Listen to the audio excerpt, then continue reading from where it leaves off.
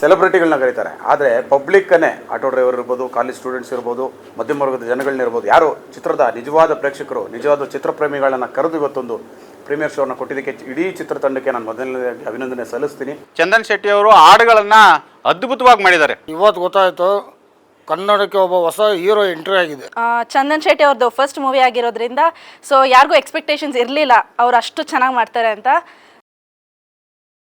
ಈ ಹಾಡುಗಳು ಇನ್ನೂ ಒಂದೆರಡು ಇರಬೇಕಾಗಿತ್ತು ಅಂತ ಅನ್ಸುತ್ತೆ. ಸಿನಿಮಾದ ಮೇಕಿಂಗ್ ಆ ಥರ ಇದೆ. ಸುನೀಲ್ ಕುಮಾರ್ ದೇಸಾಯಿ ಅವ್ರನ್ನ ನೋಡಿದ್ದೆ, ಸಸ್ಪೆನ್ಸ್ ಮೂವಿಗಳನ್ನ ಮಾಡೋದಲ್ಲಿ, ಥ್ರಿಲ್ಲಿಂಗ್ ಮೂವಿಗಳು ಮಾಡೋದಲ್ಲಿ ಅವ್ರನ್ನ ನೋಡಿದ್ದೆ.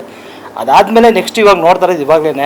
ಮೊದಲನೇದಾಗಿ ಡೈರೆಕ್ಟರ್ಗೆ ಥ್ಯಾಂಕ್ಸ್ ಹೇಳಕ್ಕೆ ಇಷ್ಟಪಡ್ತೀನಿ, ಪ್ರೊಡ್ಯೂಸರ್ಗೂ ಥ್ಯಾಂಕ್ಸ್ ಹೇಳಕ್ಕೆ ಇಷ್ಟಪಡ್ತೀನಿ. ಒಳ್ಳೆ ಸಿನಿಮಾ ಕೊಟ್ಟಿದ್ದೀರಾ. ಇತ್ತೀಚೆಗೆ ಕಂಡಂಥ ಒಂದು ಸೋಷಿಯಲ್ ಎಲಿಮೆಂಟ್ ಮೂವಿ ಯುದ್ಧಕಾಂಡ, ತದನಂತರ ಬರ್ತಾ ಇರೋಂಥ ಸೂತ್ರಧಾರಿ ಚಿತ್ರ ಕೂಡ ಒಂದು ಒಳ್ಳೆ social element.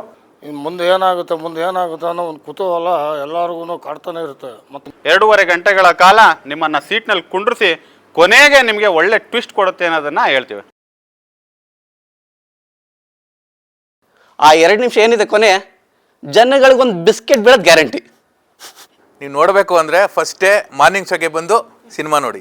Actually we are forensic science student, so crime movie ನೋಡಿದ್ದು ತುಂಬಾ ಖುಷಿ ಆಯಿತು. ಆ್ಯಂಡ್ ಆಲ್ಸೋ ನಮಗೂ ನಮ್ಮ ನಾಲೆಜ್ನು ಕೂಡ ಇಂಪ್ರೂವೈಸ್ ಮಾಡ್ತು ಅಂತ ಹೇಳ್ಬೋದು.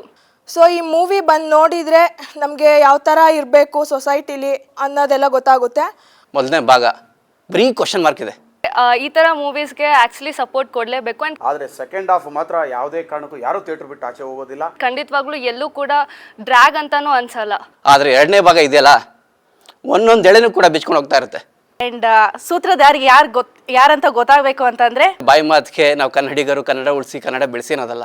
May 9th ಥಿಯೇಟರ್ಸ್ಗೆ ಬಂದು ಥಿಯೇಟರ್ಸಲ್ಲಿ ನೋಡಿ. ಕನ್ನಡಿಗರು ಅಂತ ಏನಿದ್ದೀರೋ ಅವರೆಲ್ಲ ದಯವಿಟ್ಟು ಥಿಯೇಟ್ರಿಗೆ ಬಂದು ಸಿನಿಮಾ ನೋಡಿ.